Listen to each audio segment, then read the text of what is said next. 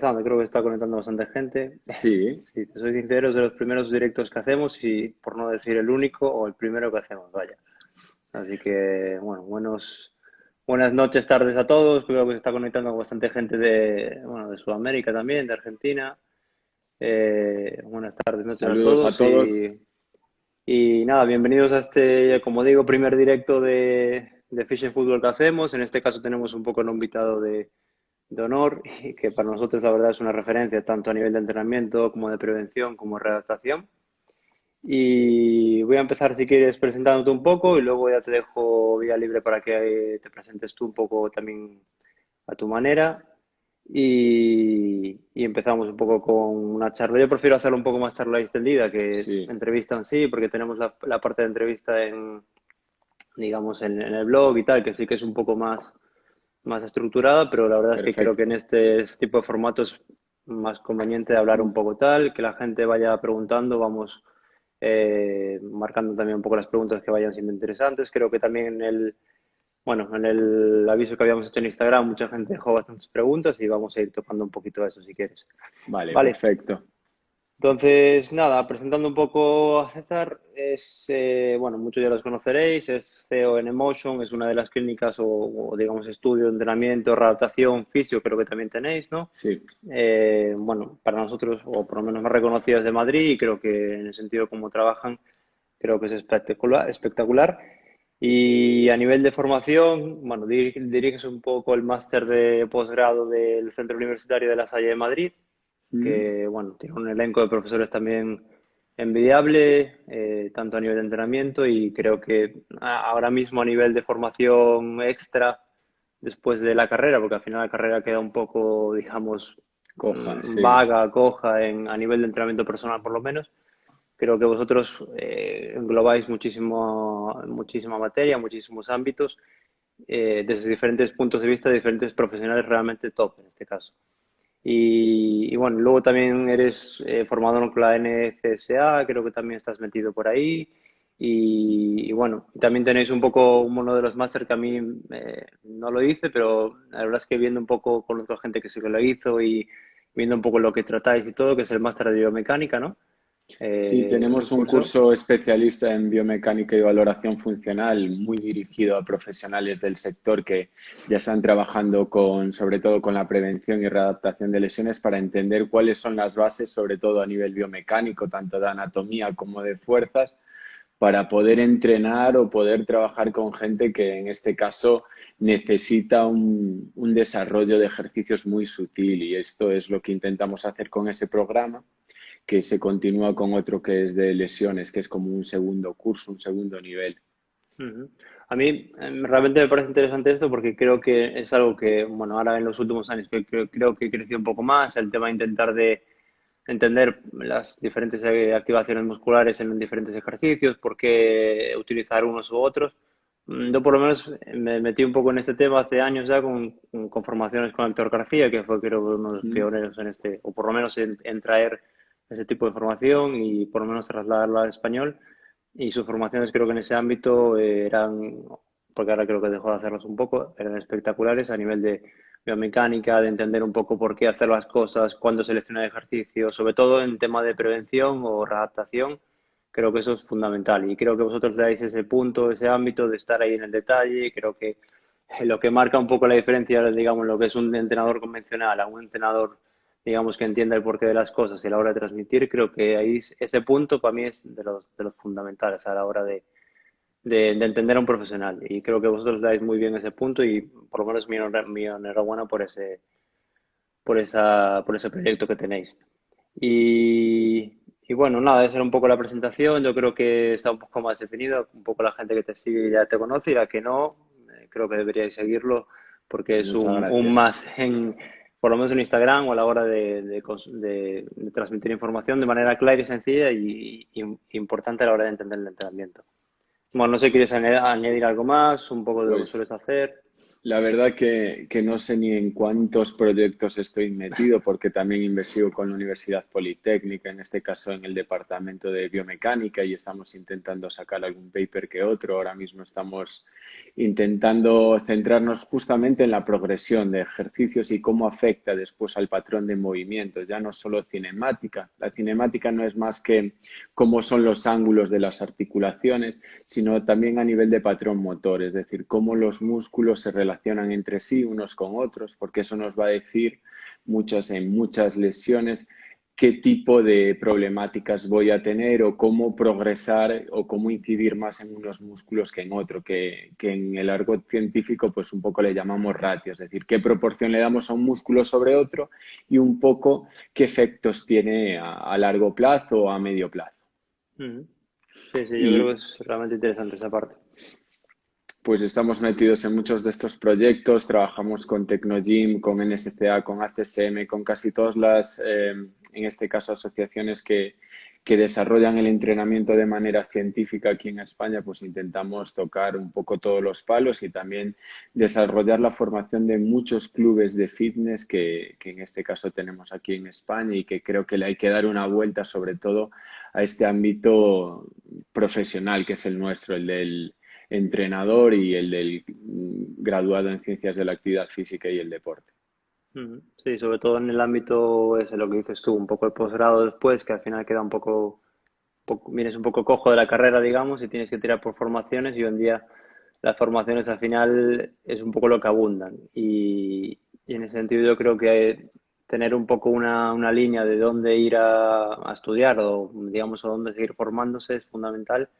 Y creo que en ese sentido, o bueno, me alegra o creo que es algo positivo que marcas como, digamos, Tecnodin, que al final es una de las más potentes a nivel de, digamos, de maquinaria de gimnasio, CNCA, que bueno, ya vienen bastante formando a mucha gente hace años. Creo que apuesten por gente como vosotros o gente que le da esa visión del entrenamiento, creo que es fundamental, porque a veces, ya te digo, hay demasiada información y creo que la información está ahí para todo el mundo, pero no todo el mundo es capaz de asimilarla o de transmitirla como lo puede hacer diferente gente, ¿no? Pues la verdad que lo más importante en esto es seguir la ciencia, tampoco libros que se quedan un poco anclados en el pasado. Muchas veces es leer ciencia, estar lo más actualizado posible y seguir a personas que se dedican a, digamos que a investigar en distintos ámbitos. Pues si nos centramos en la fuerza, pues en España tenemos grandes profesionales en este ámbito, como puede ser Carlos Balsalobre, González Vadillo, en los que nos podemos basar y de los que podemos aprender cosas rápidamente para aplicar a nuestro día a día, porque esto es algo que hay un gap, que hay una distancia muy grande entre lo que es la ciencia, lo que nos dan en la carrera, los contenidos teóricos que muchas veces nos dan en la carrera y que después no somos capaces de aterrizar al día a Mm, día, que esto es fundamental. Al final, tu entrenado, tu paciente o en este caso tu cliente necesita que le des lo mejor y lo mejor es lo que más rendimiento tiene y lo que más rendimiento tiene es lo que le mejora más tanto si está lesionado o bien si está pues queriendo mejorar, en este caso, cualquier capacidad física porque está desarrollando algún tipo de deporte. Y esto es fundamental, rellenar esa distancia entre la teoría y la práctica y sobre todo hacerlo con capacidad para reevaluar todos los días qué es lo que está pasando y realmente saber si lo que estás intentando meter, es decir, generar o programar, realmente se está cumpliendo y si la persona se está adaptando o se está fatigando en exceso. mm. Sí, yo creo que ahí está un poco la magia también del entrenador, ¿no? Que sepa transmitir un poco lo que ponen los papers o los libros y meterlo en el entrenamiento de forma que el cliente entienda también un poco por qué está haciendo, ¿no? Y yo creo que ahí, bueno, la verdad es que me da un poco pie a la primera pregunta que teníamos ahí un poco formulada, que era, bueno, la pregunta en realidad es cuándo decidiste que querías dedicarte a la docencia, pero en este caso yo creo que el entrenamiento es una parte súper importante de la docencia. Entonces, realmente un entrenamiento creo que se puede enfocar de manera digamos, dictatorial, de que tú mandes el ejercicio y ya está. O creo que el enfoque que le dais vosotros, que a mí me parece súper interesante, como te digo, es que el cliente o el entrenado, en este caso, entienda por qué está haciendo algo, por qué tiene que hacer eso o por qué tiene que activar diafragma o el glúteo medio o glúteo mayor o lo que sea para poder seguir con su proceso de rendimiento o readaptación o rehabilitación. Entonces, desde ese punto de vista, ¿cómo entiendes tú la docencia? Tanto desde la parte formativa como dentro del entrenamiento. Vale. Lo primero, desde la parte de entrenamiento, nosotros somos formadores de salud. Somos profesores de la salud de nuestros entrenados, bien sean de rendimiento o en este caso de recuperación de lesiones. Siempre somos o tenemos ese papel de profesor de salud y por tanto tenemos que enseñar qué es lo que les pasa, enseñar cómo tienen que entrenar, enseñar en qué situación normativa están en las distintas articulaciones o de forma integrada. Entonces, tenemos que conseguir ese rol, ¿no?, de participación activa por parte de nuestros entrenados para que realmente sean partícipes o se monten en nuestro proceso de entrenamiento. Y esto es algo que habitualmente no se hace. En la fisioterapia sí tenemos que hacerlo porque vemos a una persona cada mes, muchas veces, y lo que tenemos que hacer es que en nuestra sesión realmente le enseñamos un protocolo, una intervención realmente que necesitamos que apliquen cada día, 2 días o 3 días para mejorar, en este caso, las capacidades o la tolerancia de los tejidos a resistir las fuerzas externas. Y esto es algo tremendamente importante en el ámbito, sobre todo docente, a nuestro cliente final, que es el entrenado, que es el jugador de fútbol o que es, en este caso, el paciente. En ambos momentos tenemos que tener un papel completamente activo. Y sobre todo este periodo de confinamiento nos ha ayudado justamente a responder a este papel como profesores que somos. De hecho, en nuestra carrera nosotros nos pasamos mitad de la carrera Sí, aprendiendo didáctica. Y entonces lo primero que nos ha permitido hacer este confinamiento es que a través de las tecnologías, como pueden ser en este caso una videollamada, pudiésemos incluso de una forma mucho más sintética poder ayudar a nuestros pacientes a realmente que supiesen las claves y a tener un papel educativo mucho más potente que antaño, porque antaño buscaban que, pues, medios súper pasivos, querían terapia manual, pues justamente ahora lo que podías transmitir en esta época de confinamiento es realmente conocimientos de autoaplicación, es decir, que el propio, en este caso, en el propio paciente se pudiese aplicar. Y esto ha sido un cambio radical.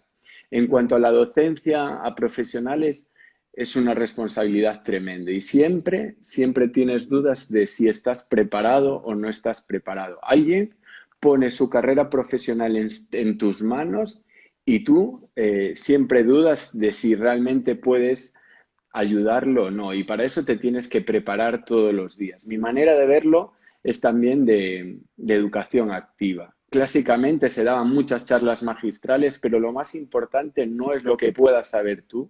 Lo más importante realmente es que eres un maestro, que tienes un aprendiz a tu lado y lo más importante es lo que pueda aplicar esa persona mañana después de escucharte. Y hay como dos grandes vías, ¿no?, por parte del estudiante, porque tenemos que olvidarnos de la palabra alumno. Alumno suena que escucha y seguramente escucha igual mitad de la información, pero estudiante es la persona que después de escuchar se pone o intenta aplicar los conocimientos. Y lo más importante para mí es que mis estudiantes al día siguiente puedan aplicar y puedan tener muy poco espacio entre la teoría y la práctica. Entonces, el rol tiene que ser tremendamente activo y de reflexión. Entonces, hay dos grandes puntos, que es a lo que iba.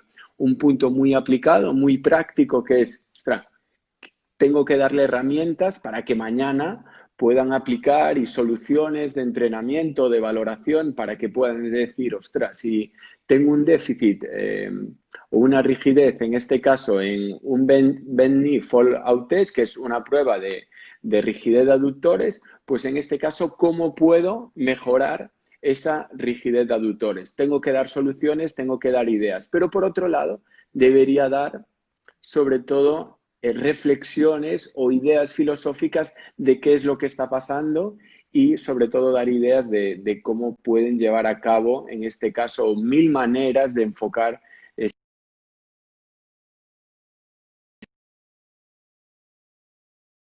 la separación de entiendo las un segundo. piernas, si realmente es tan importante o no es tan importante. Por lo tanto, ya no es solo dar soluciones, sino también hablar un poco de filosofía, ¿no? Hay veces que lo más importante es trasladar a las personas la emoción, lo que significa para ti tu profesión. Entonces, esas dos vías siempre deben ser fundamentales en una formación. Ujú. Sí, estoy de acuerdo contigo. De hecho, sobre todo la parte de entrenamiento, bueno, tanto en las dos partes estoy de acuerdo completamente, porque al final creo que muchas veces en las formaciones se peca de eso, de un poco de teoría y de llenar un poco el tema digamos, de aprendizaje, pero al final si no te llevas nada para hacer mañana, ese aprendizaje no lo vas a poder aplicar, yo creo. Y eso es lo que dices tú, de dar aplicaciones prácticas para aplicar con determinadas patologías o con determinados problemas que te puedas encontrar en el día a día, yo creo que es la mejor forma de aprender. Y es un poco, creo que las formaciones actuales están un poco tendiendo a eso y al final un poco ya se ve las que tienen un poco más de éxito, las que tienen menos éxito, son las que realmente la gente enfoca un poco más en el sentido práctico.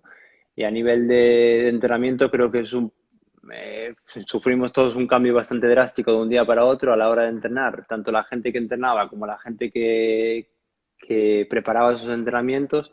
Y es lo que dices tú, de repente te ves digamos, con ser tú partícipe del propio entrenamiento como entrenado, que tienes que aprender un poco a escuchar lo que te están diciendo para entender lo que tienes que hacer. De la otra forma estabas un poco encima, corrigiendo manualmente, que al final es algo que se siente, pero que no puedes tener de una videollamada. Y es una forma súper diferente y creo que es súper positiva de entender las cosas. Creo que ahora mismo, yo por lo menos lo noto ahora que estoy trabajando en estudio de nuevo y tal, por ejemplo, la distancia física, que obviamente tiene que ser por tema de seguridad, pero ya por tema de funcionamiento, puedes funcionar perfectamente a 3 metros del alumno y explicarle cualquier historia y lo hace perfectamente.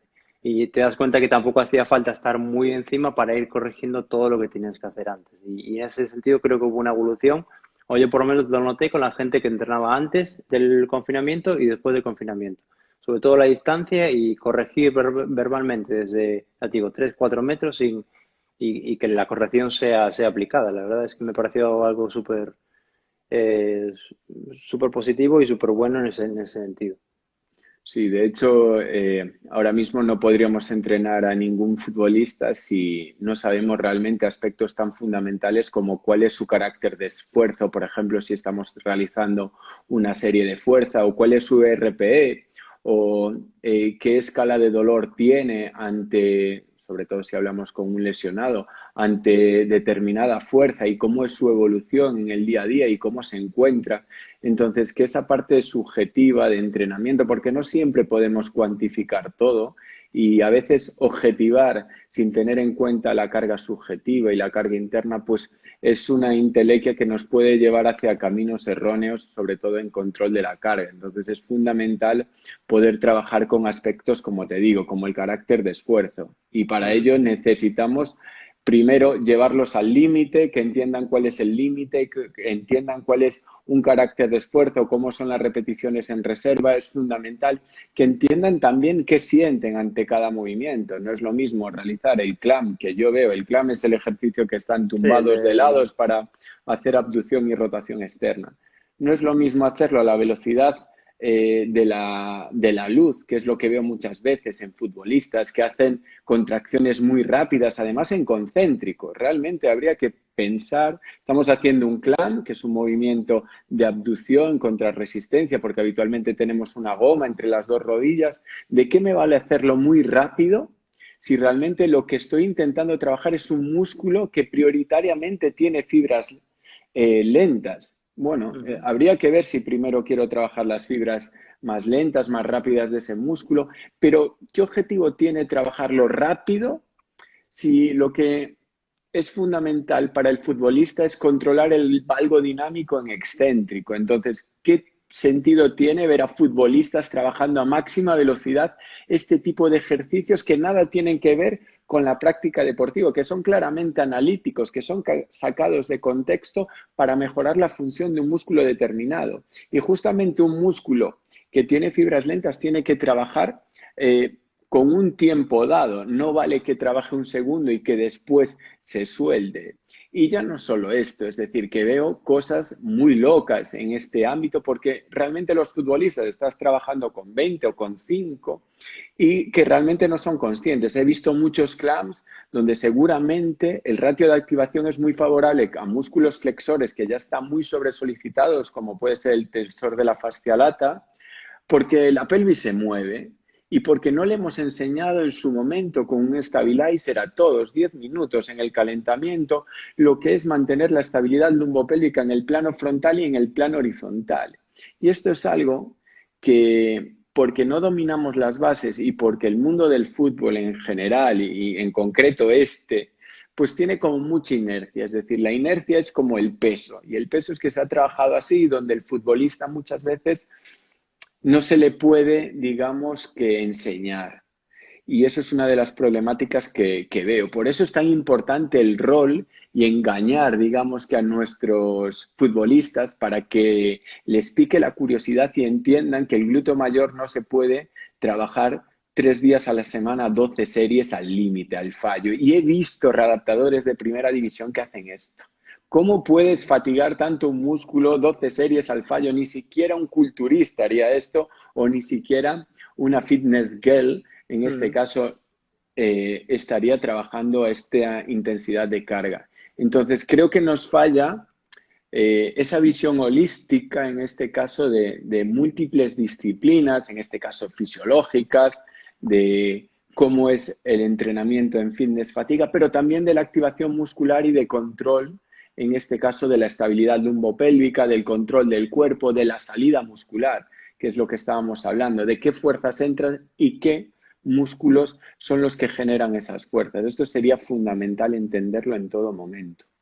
Yo creo que un poco el fútbol en este caso digamos más, bueno, obviamente cuanto más arriba estés, cuanto más élites, más obviamente más medios, tanto humanos como de materiales, ¿no? Obviamente. Pero bueno, sí que comentaba, por ejemplo, una vez que le hacía una entrevista a David Oniga, que es el segundo de Víctor Sánchez del Amo, y me decía un poco eso, que para él un poco el entrenamiento de la adaptación, un poco la metodología de trabajo, para él la ideal sería que el jugador trabaje, digamos, en grupo, la parte de fútbol, la parte de táctica que haría con el entrenador en el campo, pero que luego fuera, tanto antes como después, el futbolista trabaje con un redactador propio o como mucho dos jugadores con un redactador. Entonces yo creo que ahí entraría un poco lo que dices tú, de que el jugador, en este caso el futbolista, que al final es como un entrenado, entienda de manera individual o que se podamos transmitir nosotros eso que dices tú, que entienda por qué está haciendo determinada acción, cómo trabaja su cuerpo y todo esto. Entonces, y yo creo que es la diferencia un poco entre, digamos, el entrenamiento personal clásico, que es un poco lo que hacemos con gente, digamos, de calle, con el futbolista. Al final, el futbolista se encuentra en un contexto en el que estás trabajando prevención con grupos de 10, con grupos de 15, incluso con grupos de 20, en el que al final eso es como dar clase en una escuela de secundaria. Pues tienes a 30 alumnos. Lo ideal, la educación sería individualizarla a cada uno, pero obviamente los medios son inviables. Y yo creo que el fútbol a veces un poco peca un poco en este caso. Obviamente hay gente que se dedica muchísimo tiempo a esto y consigue hacer eso, que es lo que te digo, que haya gente que esté uno a uno con un jugador readaptando o previniendo, que al final es un poco lo que dices tú. Y creo que al final la prevención o digamos la prevención va de la mano de la educación.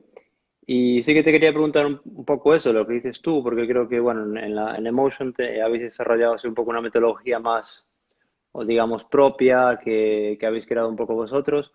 No sé si nos podías hablar un poco de eso y cómo crees tú que se podía trasladar al fútbol. Por ejemplo, comentándote o añadiendo un poco lo que te decía antes del trabajo en grupo y el trabajo individual de cada jugador. Lo primero, nosotros partimos de una base que ahora dirás, este tío o todos los que estáis escuchándonos y viéndonos diréis, este está loco. Lo primero es que nos tenemos que sorprender cada día nosotros mismos. Esto es la base de nuestra metodología. Es decir, que tenemos que reflexionar, hacer cosas siempre diferentes porque es la única manera de estar motivados. Entonces no podemos hacer lo mismo de siempre, lo que dice la ruleta. No, tenemos que tener un trabajo muy potente de casa, tenemos que tener las cosas muy, muy reflexionadas y sobre todo creer ciegamente en ellas. Y esto es lo que quizá nos diferencia. Siempre sorprendernos a nosotros y como tal también sorprender al fin y al cabo a tu futbolista o tu entrenado. Esta es la parte más importante. ¿Y cómo lo haces? Pues cada día enseñándole algo nuevo, cada día dejándolo flipado porque entiende cada vez más cómo funciona su cuerpo, los valores y las relaciones que ha tenido, por ejemplo, con respecto a su pasado, la evolución, la microevolución del día a día. Lo podemos sorprender de muchas maneras diferentes, incluso simplemente por nuestra actitud. Y esto es algo que tenemos que hacer sobre todo con las personas que no son profesionales, pero también con los profesionales para convencerlos, porque es fundamental. Sobre Yo todo creo que es más cuando, complicado con ellos incluso, porque son, claro, digamos que conocen más su cuerpo y al final una persona que venga de calle, que nunca haya entrenado, yo creo que ve resultados mucho más rápidos, pero un futbolista o un atleta de élite en este caso a ver cómo, desconfía más. a ver cómo convencemos a Rafa Barán que si es capaz de mover 3 veces su peso corporal en 3 RM en deadlift, tiene 7 veces menos riesgo de sufrir una lesión que si mueve 1 a 1,7 veces su peso corporal. De hecho, este es un estudio muy chulo que hace Malone, que es una chica australiana sobre, en este caso, sobre un deporte de cambio de dirección y que nos dice, ostra, a mayor RM, menos riesgo de lesión en un ejercicio como un deadlift, algo tan general que después no hay Ujú. que trabajar con todos deadlift. De hecho, ya vimos los del Madrid cómo hacían deadlift Sí, aquella hace famosa 2 foto, ¿no? De, temporadas, pero sí que es cierto que no hay que volverse loco y ponerles a hacer peso muerto, ni mucho menos, pero sí que es un valor protector, ¿no? En este caso, pues de la lesión o del riesgo de lesión. Entonces, lo que, lo que hay que intentar es convencer primero a los demás y solo hay una manera de convencer a los demás, que es mediante la comunicación y hablando. Y para eso hay que ser también humildes y honestos y hay que bajarse y hay que adaptarse pues, a la persona que tienes delante. Si necesitas 3 meses para convencer a alguien de este nivel para que haga fuerza, pues igual necesitas 3 meses, pero tienes que ir dando los pasos adecuados. Entonces, la humildad para nosotros es fundamental y después somos el antimétodo, solo respetamos el método científico que creo que es la clave. Y en fútbol vamos a aplicarlo de la misma manera, así que te contesto a la pregunta de estas dos formas. El método científico tiene que tener una introducción y en la introducción tienes que saber mucho de fútbol. O la introducción, si te duele la espalda, tienes que saber mucho del dolor de espalda. Y después del dolor de espalda específico que tiene cada persona, entonces tienes que saber seguramente del dolor de espalda y también en el fútbol tienes que saber de fútbol, pero seguramente de la lesión que tiene esa persona o de la prevención de lesiones. Igual no tienes que saber tanto de táctica o de fisiología, porque realmente tú eres el especialista en prevención de tratador o lo que lesiones. sea. Pero ojo, igual la mejor prevención y escuchar, para mí es fundamental. Ahora tú me corriges, para mí el punto número uno en prevención seguramente es el control de carga. Entonces, si no tenemos en cuenta el control de la carga de esa persona y la relación entre la carga externa y la carga interna, es decir, lo que realiza en el día a día, veamos por GPS, en el curso tenemos gente que cuantifica la carga, ¿no? Por GPS, por kilómetros, metros, niveles, perfecto. Si no tenemos esa relación de la carga externa con la carga interna, si no tenemos el control de cómo se levanta cada día, si no tenemos el control de cómo cambia de dirección, tanto a nivel cuantitativo, es decir, tiempos de cambio de dirección, como a nivel cualitativo, es decir, cuánto valgo dinámico se genera, cuánto varo dinámico se genera si es un crossover step, que es un cambio de dirección tipo. Si no tenemos en cuenta esto, no tenemos ni idea de, en este caso, de prevención de lesiones. Entonces, tenemos que tener claro la introducción, que es conocer de fútbol o conocer la materia. Una vez El conocemos contexto, digamos. el contexto, es el estado del arte. Y si es de una lesión específica, es de fútbol y en concreto de esa lesión. Pero no nos podemos olvidar que estamos hablando de prevención y readaptación de lesiones de una persona o de un futbolista. Entonces también tenemos que conocer mucho cómo es ese futbolista. No vamos a trabajar lo mismo con un futbolista controlador que con un futbolista que es completamente interactivo. Nuestra forma de intervenir va a ser diferente. Entonces, en virtud del conocimiento de estos dos ámbitos de la persona y del fútbol, por ejemplo, en el futbolista, nosotros nos vamos a plantear hipótesis y objetivos. De hecho, la clave, por ejemplo, en un cruzado anterior de readaptación van a ser objetivos en las distintas fases. Y es fundamental entender que todos o casi todos van a tener los mismos objetivos, pero en virtud de la persona los vamos a trabajar y de la evolución completamente diferente. Y esto es fundamental. Por esto es un proceso de readaptación individual, pero de prevención seguramente la idea es que sea un proceso mucho más grupal y hay que entender esas diferencias. Una vez clara, tienes los objetivos, creas hipótesis y para eso empiezas con la intervención. Y la intervención tiene una parte fundamental, que es la evaluación.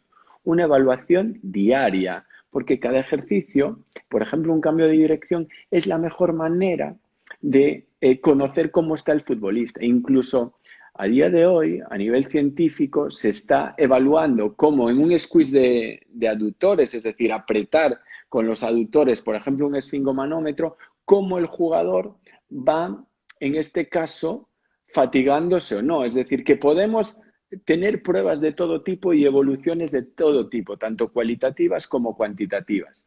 Hay que entender que cada lesión tiene unas pruebas que son más predictoras de la lesión o no. Pero si está lesionado, también sabes que cada lesión conlleva determinados desequilibrios. Pero da igual, tu persona es especial y cada persona va a tener unos desequilibrios para la misma lesión artromusculares diferentes. Por eso somos completamente artesanos ¿de qué? De la intervención en cuanto a evaluación y en cuanto a progresión, porque es fundamental.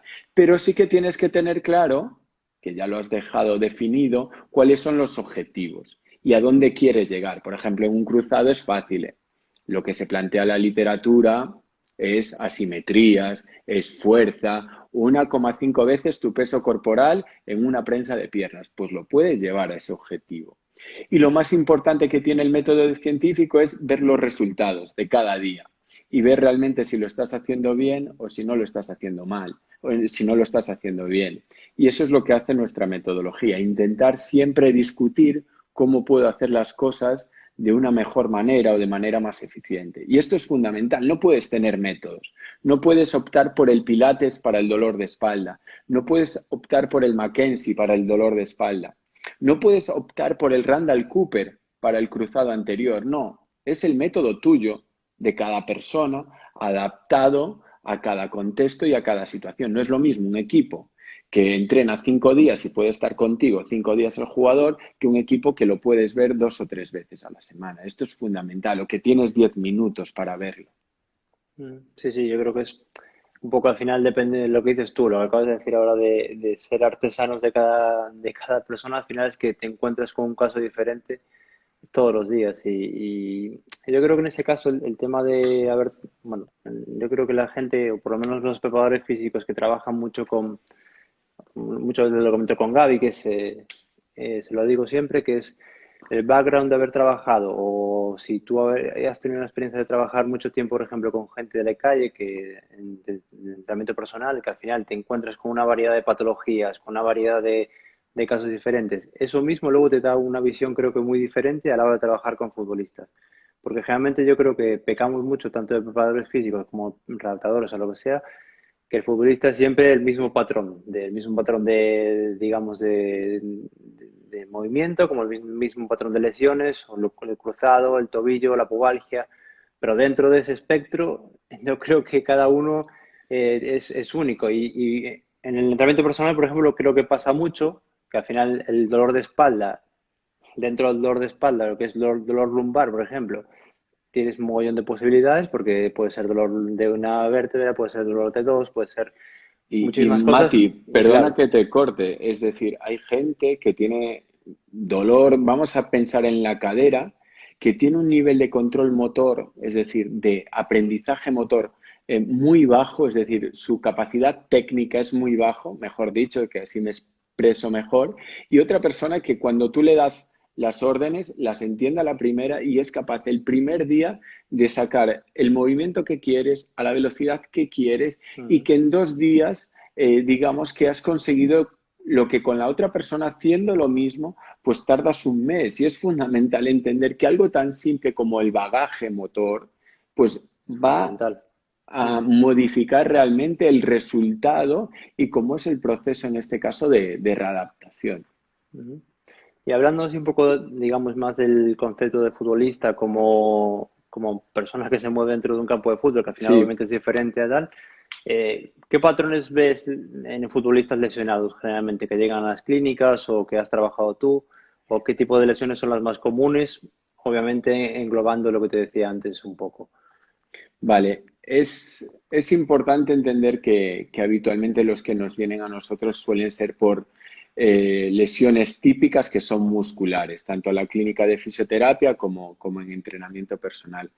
Creo que recordar que el 55 o 56% de las lesiones que se producen en fútbol tienen una ausencia media de entre 7 y 28 días. Entonces, Ujú. esas lesiones suelen ser de tipo muscular y lesiones donde nosotros podemos trabajar porque son lesiones que se producen habitualmente en situaciones de no contacto. Y ese es donde los eh, profesionales que nos dedicamos a prevenir lesiones, ahí es donde podemos trabajar. Y habitualmente, pues son las tres más características que son en el deporte del fútbol, pues habitualmente isquiosurales y problemas Ujú. estructurales con los isquios, con los cuádriceps y sobre todo en la segunda, después de los isquios, sobre todo problemáticas de aductores. Esto es un poco el tipo de gente que viene y ya te digo, ante el mismo problema de aductores, evidentemente ya el consenso de Doha nos dice que hay distintos tipos de dolores relacionados con la ingle Ujú. y también hay que diferenciar los que están más provocados por problemas estructurales internos o externos, pero que cada persona responde y tiene unos déficits completamente diferentes. Y esto es algo importantísimo. Sí que es cierto que la ciencia intenta agrupar a poblaciones y decirnos, bueno, si trabajas, por ejemplo, en una patología de isquios, la fuerza isquiosural, al fin y al cabo, pues digamos que es el mecanismo protector por excelencia. Está claro que es el mecanismo protector. El tema es con qué volumen, con qué dosis, en qué momentos, cómo hago la prevención y cómo hago la readaptación. Entonces, esto es lo que nos suele venir del fútbol, pero es lo normal porque al fin y al cabo son las lesiones más prevalentes. Y Ujú. después, evidentemente hay unas lesiones que son las que, si tuviésemos los emoticonos, serían las lesiones que se asimilarían a la calavera, que son las que suelen suceder menos, pero son muy peligrosas, pero que son las lesiones ligamentosas de rodilla. Entonces, sí que nos suelen venir, y nos suelen venir además lesiones que no suelen funcionar bien con fisioterapia, o que la fisioterapia clásica no les da una correcta salida. Y muchas veces el problema, y yo recuerdo aquí una jugadora creo que es del equipo, ahora está pues no sé si es en Guadalajara, yo creo que en el equipo, en el Dinamo de Guadalajara, pues era una jugadora que venía se llama María, y llevaba como 3 meses completamente estancada en rotura de cruzado anterior y lo que le sucedía es que todos los días hacía 3 series de 15 repeticiones de flexores de cadera y extensores de rodilla al fallo. Imaginaros las elevaciones con la pierna y rodilla Cadena extendida, abierta, todo. cadena abierta, 3 series de 15, 3 series de Sí. 15 de leg extension, es decir, de extensión de rodilla sentada.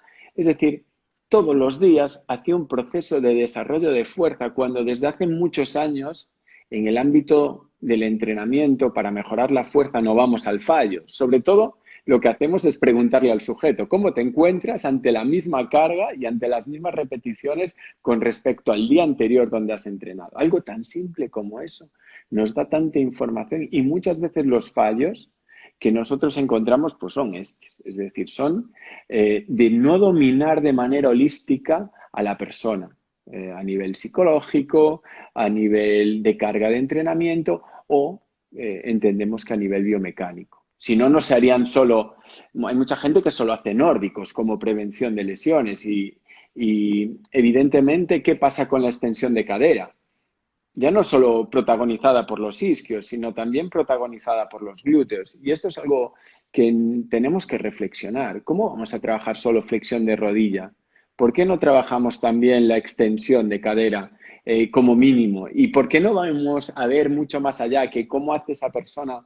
Pues en este caso, lo más importante en fútbol, ¿no? Y lo más importante en fútbol, que es lo que estabas hablando tú, que es cómo sprinta, cómo cambia de dirección, cómo se cae de un salto y sobre todo también incluso cómo golpea y cómo está preparado de forma analítico para ella, para Ujú. estas actividades. Y esto es fundamental. Por eso, ¿qué patrones alterados? Pues Sí, con muchos, con muchos. Clásicamente se hablan de predominio de isquios sobre glúteos, de un ratio más fuerza en el cuádriceps sobre los isquios. Bueno, tenemos que ir mucho más allá. Tenemos que pensar en que los isquios, hay isquios mediales, isquios laterales. Nos encontramos con muchas personas que tienen muy poca capacidad de aducción, es decir, de ADD, de aproximación y por tanto de absorción. Si no absorbe la cadera, va a tener que absorber otra articulación. Y en este caso puede ser la rodilla. Entonces, es muy fácil hacer eh, titulares científicos. Es decir, dorsiflexión limitada se va a ir. No, hay que ver en cada persona qué es lo que está pasando. Y para eso tengo que conocer la capacidad de cada articulación de hacer su función y de manera integrada cómo se comportan. Por eso estudiar, sobre todo en prevención de lesiones, la biomecánica de los ejercicios más específicos del fútbol es clave. Y repito, sprint, cambio de dirección y golpeo. Es fundamental. Y sobre todo prepararnos para esas acciones que son las que en fútbol pues son determinantes. yo creo que eso que dices tú ahora del final de estudiar un poco las acciones cada una, yo creo que ahí entra algo fundamental que es poco saber ver, porque creo que ahí entra un poco Claro, el tema de experiencia, conocimiento y tener un poco ojo clínico para saber qué está pasando en cada momento. Obviamente, pues en un cambio, al final lo que dices tú de tener, digamos, mediciones un poco más cuantitativas o cualitativas, perdón, en este caso cualitativas, de grados, de fuerza, de lo que sea, pero luego creo que hay una parte fundamental que es, se coge a base de eso, de experiencia, digamos, con feedback, que es lo que yo sí, llevo un poco, que es ver, saber un poco dónde está el fallo en un cambio de dirección, saber dónde puede estar el problema en un golpeo determinado, que eso al final es muy difícil de medir de alguna forma y yo creo que hay herramientas como vídeo, como, eso, sí. como visualizaciones, yo creo que es fundamental y luego la capacidad del entrenador de entender qué está pasando en cada movimiento y luego trasladarlo a la hora o digamos, descubrir un poco dónde puede estar el problema, porque obviamente en un cambio de dirección tú no puedes medir si está activando el aductor No, más, entonces claro, ahí ya tienes que un poco ir probando con pruebas manuales.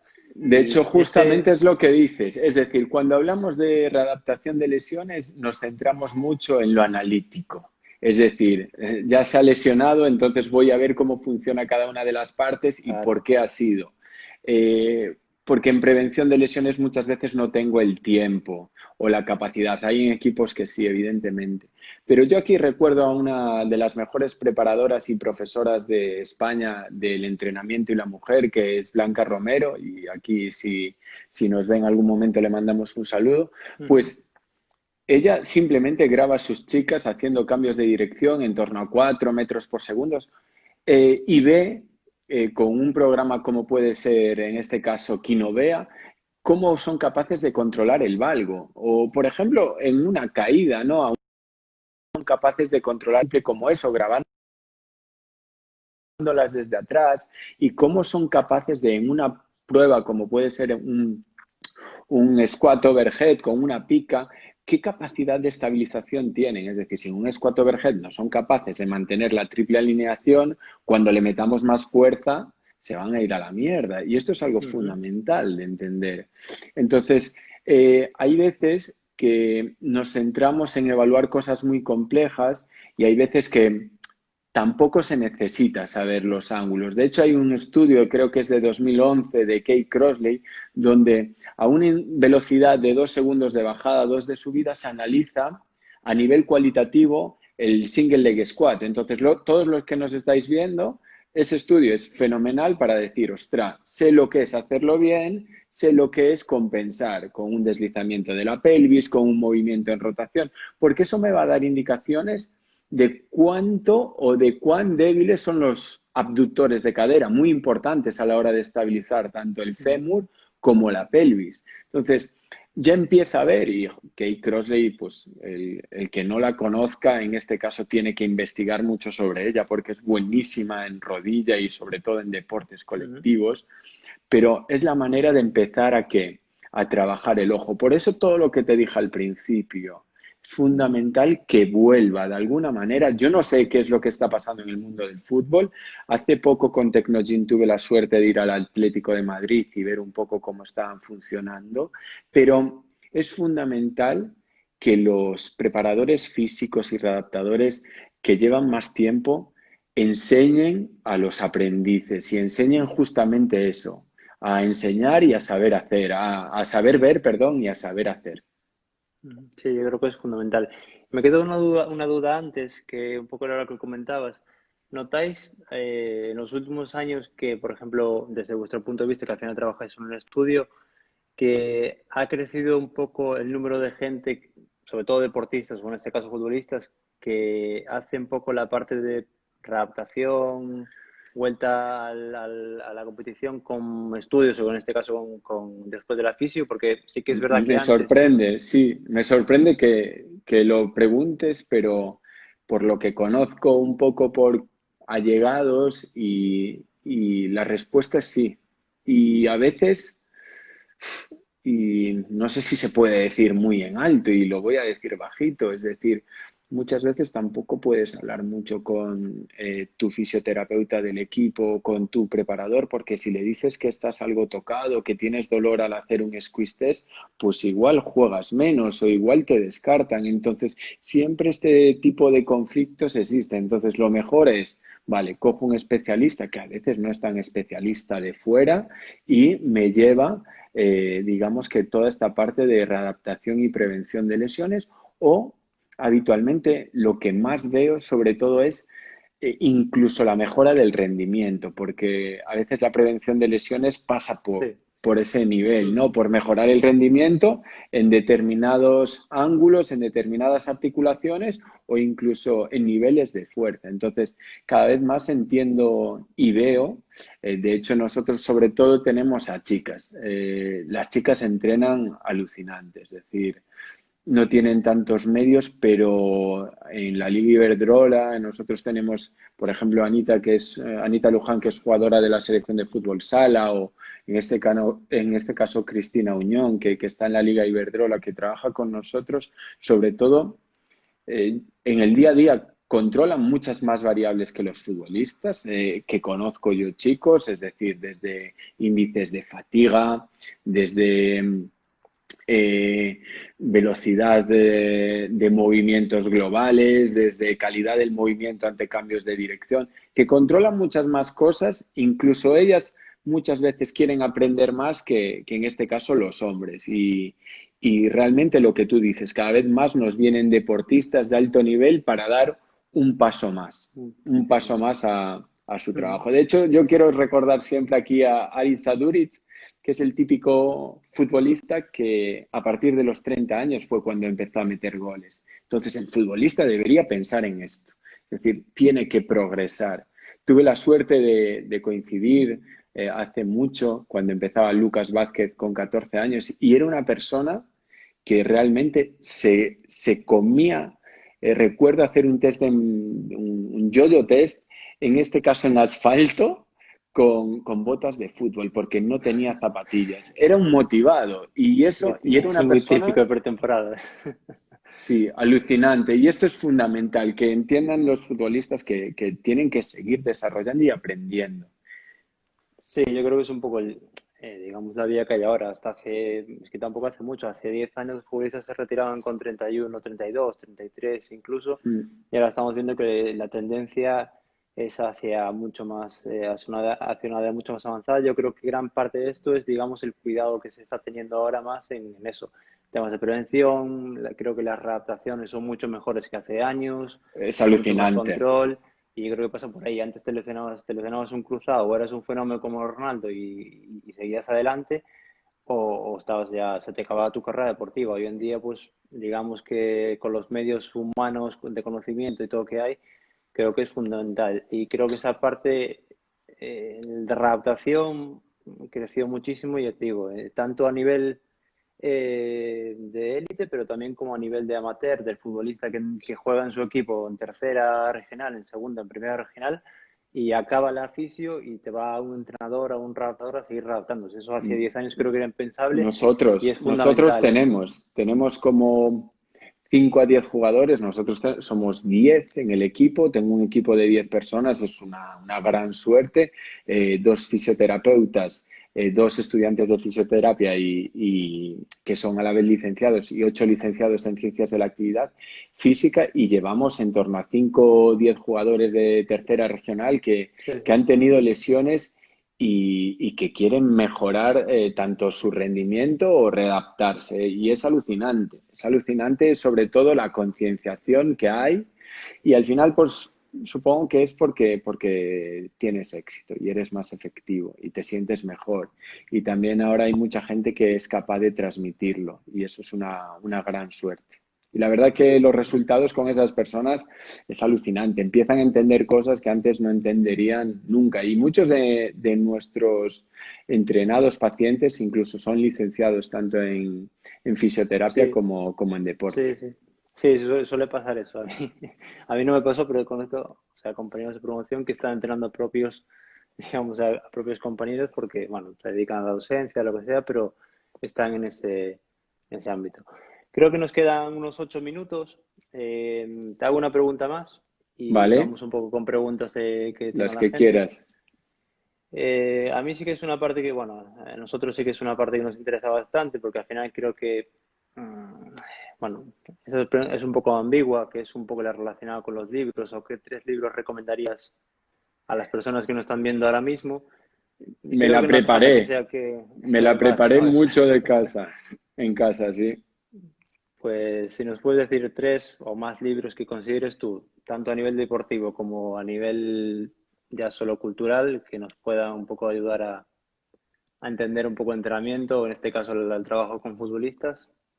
Es Adelante. algo bueno, que además de ser un orgullo para mí, pues formar parte de vuestra primera entrevista y daros las gracias una y otra vez, y también de formar parte del elenco de profesores.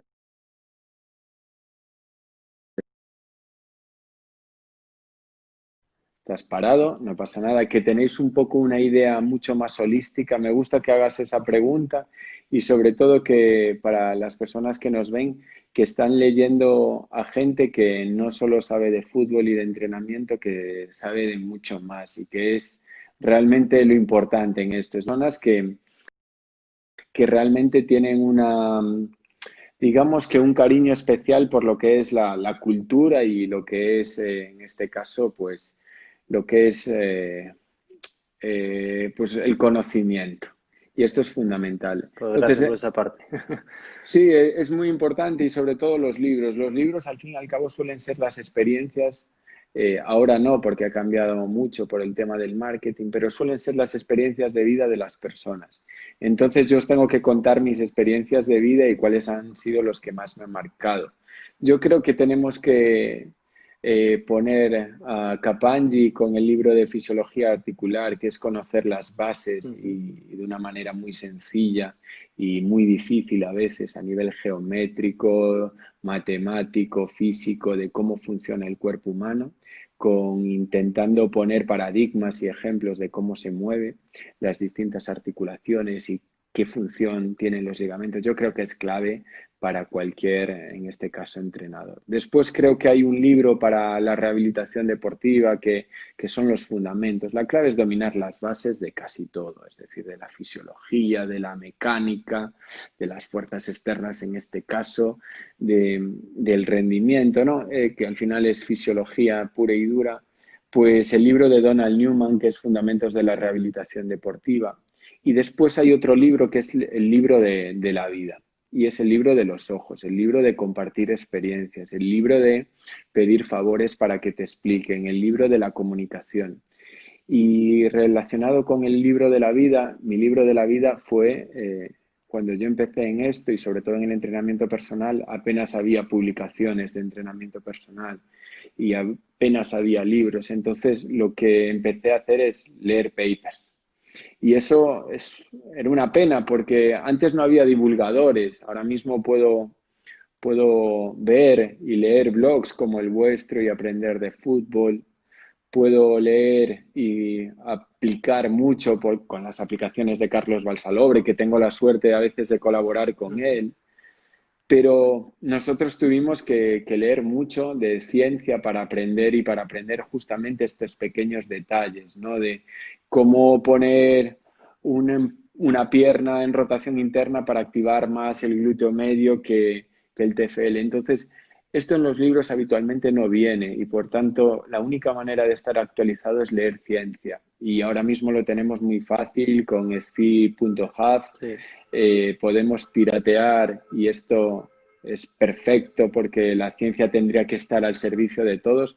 Y entonces ese es mi tercer libro, el libro de la compartición de conocimientos, tanto mediante charlas como esta, como en este caso también mediante los estudios científicos, que cada vez más hay que leer para estar actualizados.